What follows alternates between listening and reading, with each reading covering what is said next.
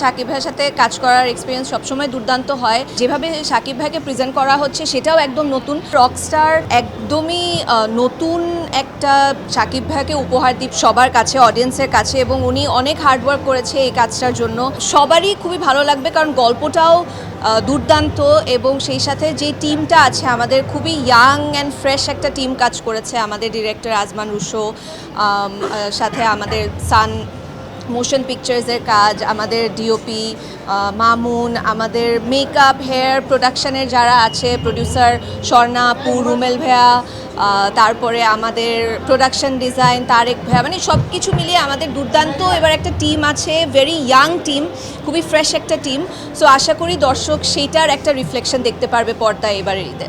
খুবই এটা ভীষণ ইন্সপায়ারিং। আমি সবসময় বলে এসেছি যে ওনার কাজের প্রতি ডেডিকেশন বা কাজের প্রতি যেই নিষ্ঠা, সেটা আসলেই সত্যি আমাদের মতো আর্টিস্টদেরকে ভীষণ ইন্সপায়ার করেন। এবং শুধু চলে যাওয়াই না, উনি আসলে পুরো রকস্টারে নিজেকে এমনভাবে ভেঙেছেন বা নিজের প্রতি এমন অ্যাটেনশন দিয়েছেন যে ক্যারেক্টারটাকে যতটুকু মানে বেস্ট করা যায়। সো সব কিছু মিলে সেটা আমাকেও ইন্সপায়ার করেছে যেন মীরা ক্যারেক্টারটাকে আমিও আপনাদের সামনে একদম বেস্ট একটা ক্যারেক্টার উপহার দিতে পারি।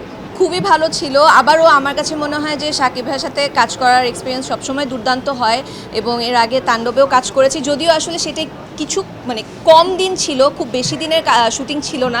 এবারে রকস্টারে তো একটা দীর্ঘ সময় ধরে শ্যুট করেছি। সো কাজের এক্সপিরিয়েন্স দুর্দান্ত, সেই সাথে টিমের এফার্ট অ্যান্ড টিম, এই নতুন টিমটার সাথে কাজ করে মানে আমাদের ডিরেক্টর এবং সবার সাথে কাজ করে ভীষণ ভালো লেগেছে। রকস্টার আই থিঙ্ক টিজার দেখলেই বুঝতে পারবেন। রকস্টার আমার কাছে মনে হয় যে শাকিব ভাইকে নতুনভাবে যদি আবিষ্কার করতে চায় তাহলে অবশ্যই রকস্টার দেখতে হবে।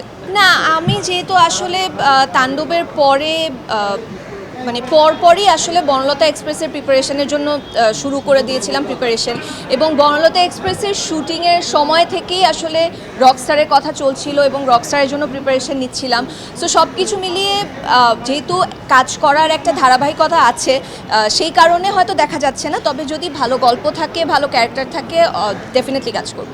হ্যাঁ, একদমই রকস্টার আসলেই একদম ডিফারেন্ট একটা গল্প, এবং আমার কাছে মনে হয় রকস্টার যে গান আছে, গানগুলো সবার কাছে অনেক মেমোরেবল হয়ে থাকবে, কারণ দুর্দান্ত কিছু গান আছে। আমাদের সানি আহমেদ সানি ও দুর্দান্ত কিছু গান রেডি করেছে, এবং সেই সাথে এই মিউজিক্যাল জার্নির যে এক্সপিরিয়েন্সটা, মানে একজন রকস্টারের আপস অ্যান্ড ডাউনস, লাইফের কী হয় সেটার যে এক্সপিরিয়েন্সটা, সেটা মানে খুবই সিনেম্যাটিকভাবে অডিয়েন্সের কাছে প্রেজেন্ট করেছে আজমান রুশো। সো আমার কাছে মনে হয় সবার ভীষণ ভালো লাগবে।